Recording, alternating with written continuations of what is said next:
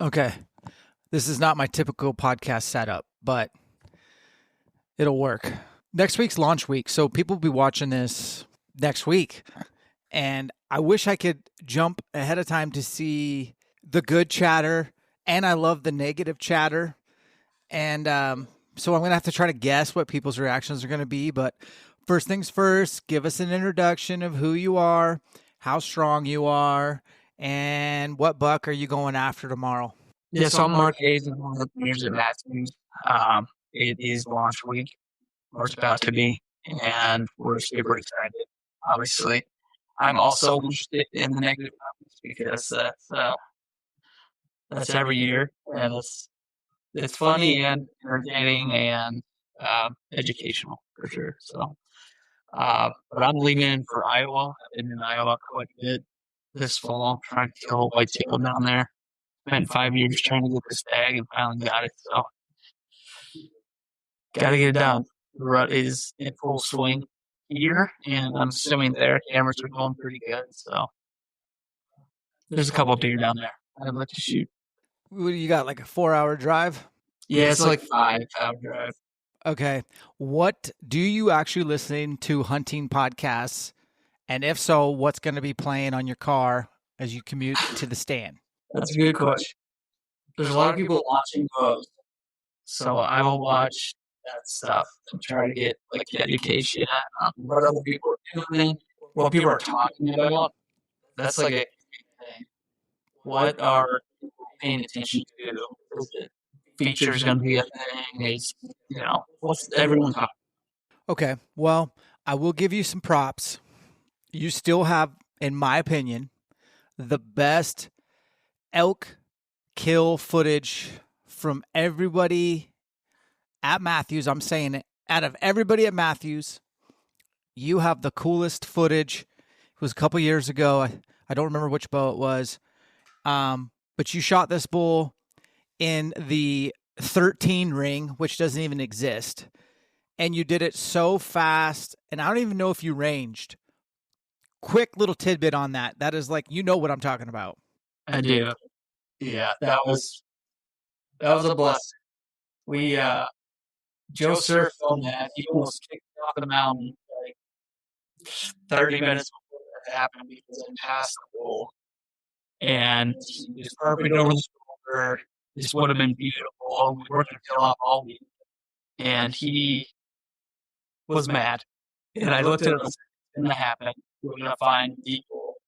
And so we did 30 minutes later. And you're right. I really ranged. He was coming out. I ranged a dark bush at 45. And he came out behind. So I shot him for 50. And I shot him 50, right? And I hit way low. I think he was 55. And I got lucky in a really fast setup that year. And so I was about to happen into a disaster. I hit him right up below. But it's also right. So he died right in front of us at 8 yards. And so that was awesome. Yeah, that doesn't surprise me that Joe was filming. And if you guys haven't had a chance to see his latest film, it's on the Mathews YouTube channel. I don't consume a lot of media, and I consumed the crap out of that video. It pulled on my heartstrings. I got a younger kid, and Joe is an amazing human. So shout out to him. Go check that film out, guys. Let's get into the bow. I know you're busy, and you got whitetail on the mind. I'm going to try to ask you hard questions if I can. Okay. I was introduced to this bow on September 21st on the side of a highway, and I set it up right there and went and hunted with it. I got a bull killed 2 days later, and so I kind of know what I thought when I shot it. I thought the draw cycle was new to me. It didn't have, and I said this on video, it didn't have that extra Mathews at the end. And then it felt like it was 10 feet a second faster. I didn't have a chrono on the side of the highway, but I was like, I feel like it's about 10 feet a second faster. Turns out I was like dead on. It was, for me, it's 10 feet a second faster. I don't shoot a 400 grain total arrow weight arrow, probably like you. I'm a little more like 450-ish. But That was my initial impressions. Was like, okay, the draw is smoothed up, and this new cams, this thing's faster. And then I would be curious to see if it's quieter, because to me it felt like it was quieter. So take it away. What's the deal with this bow? So this year was really refining the design that we had, and looking at the parts that we weren't exceptionally happy with, that we thought we could increase performance. Right. It is faster, but what people are going to see is IBO speed is the same. Like in our lab, this thing is as fast as the lift. But what we concentrated on is when you put a loop on, when you put a key on, the way it shifts out of the box, it's going to be faster. It's about 4 to 5 feet per second faster than a lift fully set up with whatever area you have. And to do that, it was pretty hard. Even though it's 40% faster, it has to be as quiet or quieter on the vibration and sound.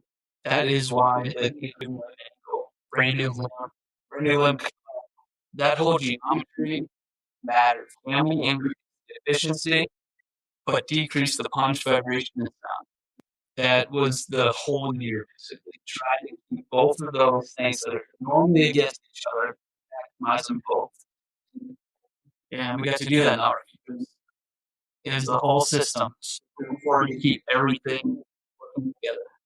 Okay, so when you guys decide ATA offerings, is that something that you make as a team around the table and then try to go, or do you just start doing stuff and then it kind of see where the chips lay after you've figured and sorted things out? How does that work out? Because you have a 34 and a 30, and I think that's kind of like more, my opinion, more the sweet spot for a lot of people. Yeah, it really matters the correct relationship to our axis and our medium angle. You know, it's the same mod, slightly different cam, but the draw force curve got some help when those other geometry decisions that were made. So balancing with the same mods, change the draw force curve, and make it faster, the axle to axle just kind of comes. And we know what we're shooting for. We want from 29 to 31, where will be perfect. We're going to stand it up what's going to be 30. That makes sense. The nice thing about this new cam is that it accepts the mods that everybody probably has, including shop owners, you know. So that was nice, and I think that's important. What do you foresee?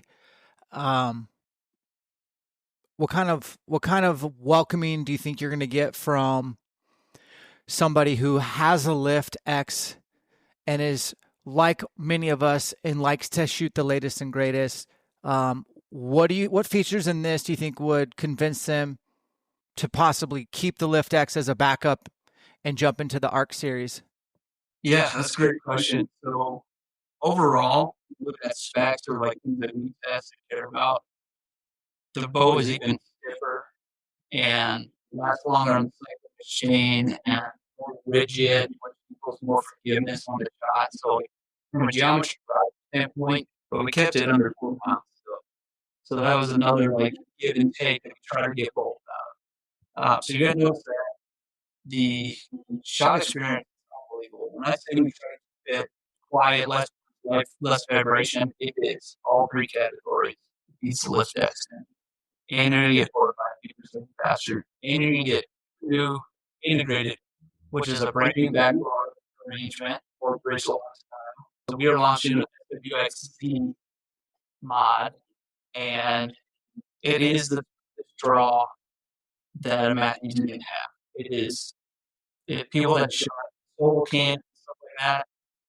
That's what this is going to be. Still punch and crazy speeds, like 337 IBO, but the draw is unbelievably. We wanted to say this is the proof that we're more efficient. We're shooting 357 and it feels like a switchback or a Z. Okay, I didn't know that. I don't get told everything. That's great, and that's fine. I want to talk about. I'm gonna show my camera. Who thought of that? It's so obvious that should have been thought of before? Like, you know what I mean? Like, no offense, but like, duh. And then like, that's awesome. So I am going whitetail hunting all next week from a saddle, and that's where I'll be pulling my bow up from. So that's integrated. Who thought of that? I want to give them a high five. I was a couple of engineers. Good job. That's awesome. Which is really cool. And then the integration on the back bar, I'll probably try to show my camera first, and then we'll do this crappy web camera here.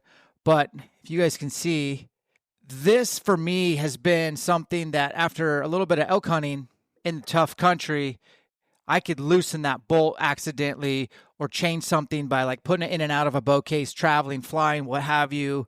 That stuff's locked in. So maybe explain a little bit more detail about the features of that integration. Yeah, it's just another bridge lock. So that traditionally the back bar mounted on a really big steel screw, and really you're relying on the friction of that screw from it falling. That's the direction. So you always put like a shoulder or something to stop it from falling. Well, you got very heavy bracket, very heavy screw trying to just as tight as you can hold everything in. Like with bridge lock, really light bracket into the really strong bracket, a little tiny knob. And it's stronger and lighter, and it's easier to get off. You can take up and put in your bow case. Repeats every time. Bridge lock. Yeah, you're not going to have it strip or move. No Allen's necessary, especially when you travel. If you want to take stuff in and out or whatever. But that was a huge improvement. I know there's a lot of guys that maybe don't shoot back bar, and this would be a good reason for maybe them to try it out and see for yourself if it doesn't give you a better hold. That's good. No, it's a great design. This new finish, color-wise, colorway is Kodiak. Is it Kodiak Brown? Yep. Okay. Which, when I saw that, I was like, yep, sign me up. That's what I want, which is great. So, overall, you keep mentioning the word IBO. And I know in your world, your industry, that's a big deal. But I'm a knuckle dragger bow hunter, dude. I just want to go bow hunting. I have never, since 2001, given a crap. I won't swear. This is a Mathews pod. I have never given a crap about IBO. Maybe explain what IBO is for those that don't know, and then maybe explain to me, why do we still use that system? Yeah, so that's a legacy word. We're actually using the ATA standards, which the whole industry is agreeing to. And it's really IBO still, but it's 30 and a quarter, 30 to 30 and a quarter drawing, 70 to 7.2, and then a 350 grain arrow. We need a baseline to say this is how fast this thing is. 350 grain arrow is super hard to get really fast because it's too light. The bow does not like it. The bow is the most efficient with like a 10,000 grain arrow, but the art is to get a really light arrow shooting super efficient. And that's why I always talk about in our last podcast, like I shoot a light arrow because our bows are efficient with the light arrow and a heavy arrow is the most efficient of light because we're trying to maximize that ATA speed that translates to hunting setups.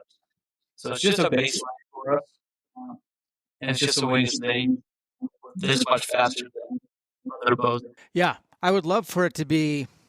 I don't mind the 30. That's fine. I would campaign for like, what is the average, which is probably 29-ish. And the total arrow weight would be cool, like around 400 for me. And just tell me what's the bow spitting out like that, so I can kind of like key on that. I personally don't think I've had a setup go over 300 feet a second in a long time. This one is pushing that envelope with a 450 grain arrow, which is, I love it. I like a flat trajectory, especially for real bow hunting scenarios where, just like the elk you talked about in the beginning, you shot them for an ish. Like you range something and it's an ish, just like whitetail hunting. You know, they don't go to wherever you marked at 20.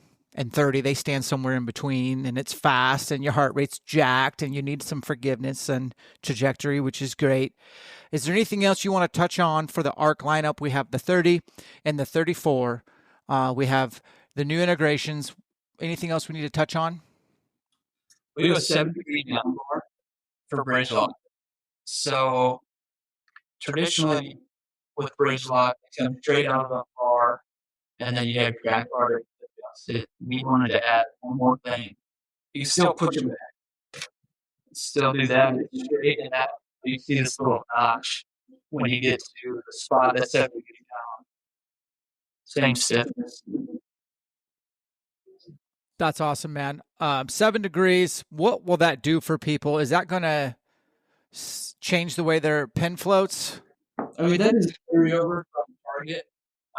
You're trying to get your weight as low as possible. And so just another way, you don't want to add mass weight to your back bar.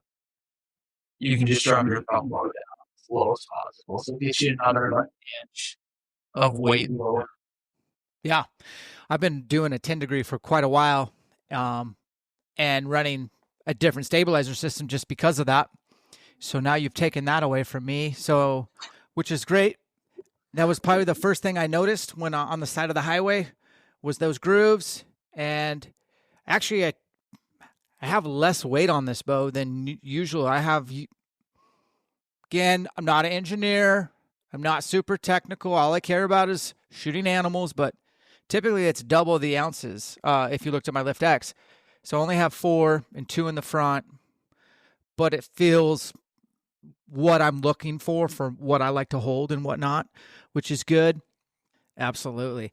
All right, guys, this is Mark Hayes. Mark, I'm going to just stop recording and let the cloud make sure that it's downloading, and then I'll shoot the bull with you a little bit. I know that you got to hit the road. Guys, this was super crammed in, so I want to thank Mark because this is launch week. He's got a lot of other stuff to do. I wanted to just get this out there so you guys can hear it from the man himself. And go to a local pro shop and see for yourself. Don't take his word. Don't take mine. Go take your own word. Go find your own truth.